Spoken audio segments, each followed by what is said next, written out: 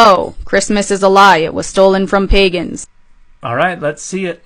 Starting with Santa Claus, who was a Norse god named Odin. Odin was a hot older guy with a long white beard who rode through the sky on an 8-legged horse giving presents to people. So this is inaccurate for a number of reasons.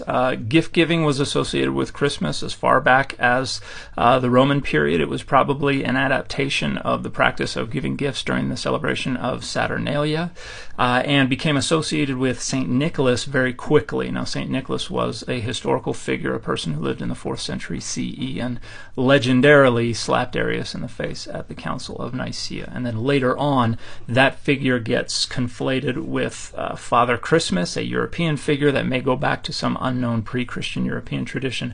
And then there's also influence from the Dutch tradition of Santa Claus. So our contemporary notion of Santa Claus, which is only a figure in a pocket of Christendom, largely was formalized in the late 19th century and then has accreted some additional elements since then.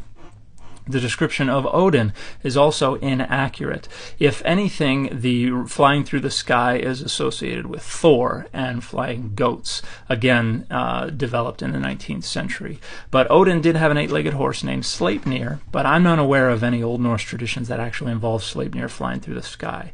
He's always running along the ground, and then you do have a story where he jumps over the gates of hell.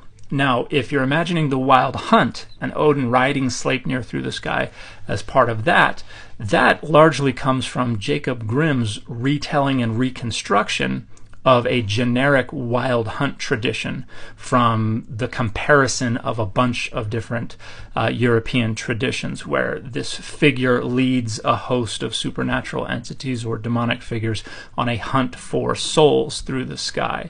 I'm unaware of any Old Norse tale that actually involves Odin participating in that riding through the sky. It's always running along the ground with Sleipnir, and obviously the Wild Hunt has nothing to do with gift giving.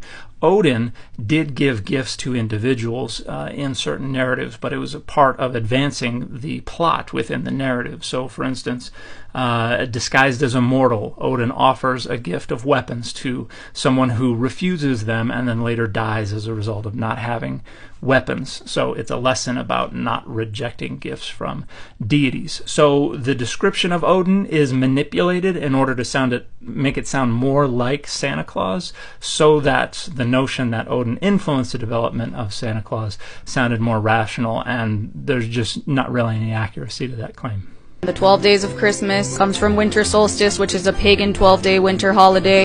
This is flatly false. The 12 Days of Christmas, or Christmastide, is a uniquely Christian innovation that was celebrated between Christmas Day, December 25th, and the Epiphany on January 6th. Saturnalia was usually celebrated from 1 to 7 days, depending on what emperor was in power and how quickly he wanted people to get back to work.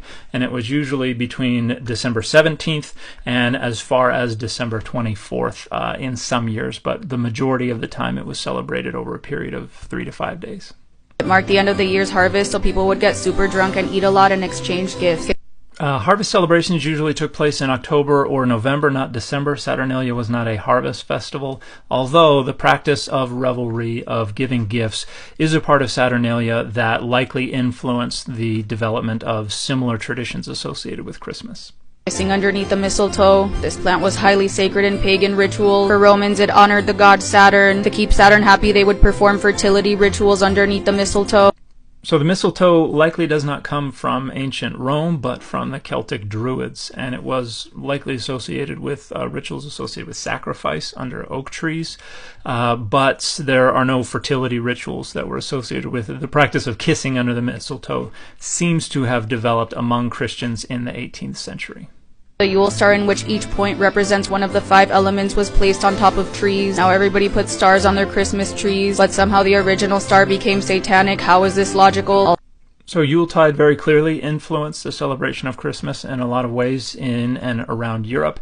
However, I'm unable to find any indication whatsoever that any such thing as a Yule star existed anywhere near these periods. The practice of using stars and angels and things like that on Christmas trees seems to be a uniquely Christian innovation, and the contemporary association of this with early pre-Christian European traditions seems to be a retrofitting. Also hanging ornaments on trees. Each ornament represented a god or a saint. So bringing evergreen boughs into the home and decorating the home with them and decorating the boughs as well with candles and things like that is something that likely comes from pre-Christian European tradition.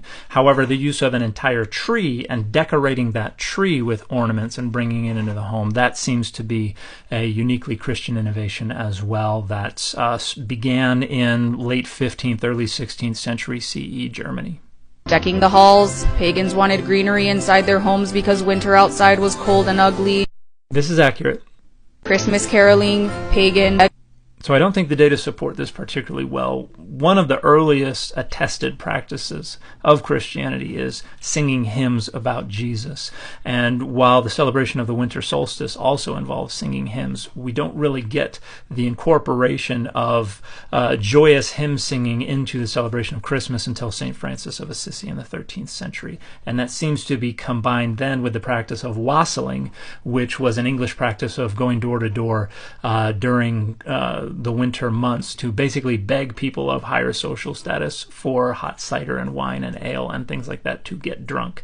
And so you put those together and they develop over the centuries and we have Christmas caroling. Eggnog. Pagan. Don't know where this idea is coming from. Eggnog seems to be derived from a medieval English drink called posset, and I don't see any connections with paganism. Log. Clearly pagan. I think there's a good case to make that this is more directly linked to pre-Christian European traditions.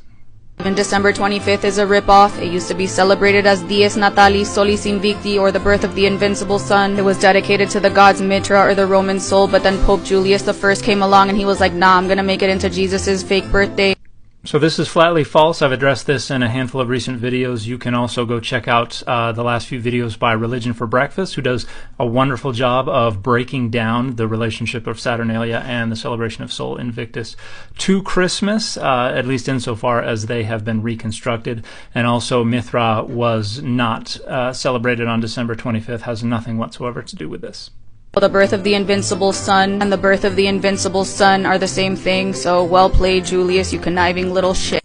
So there are some things that are accurate in here, but overwhelmingly this is an inaccurate reconstruction that seems to be just based on the rhetorical utility of the everything is pagan claim.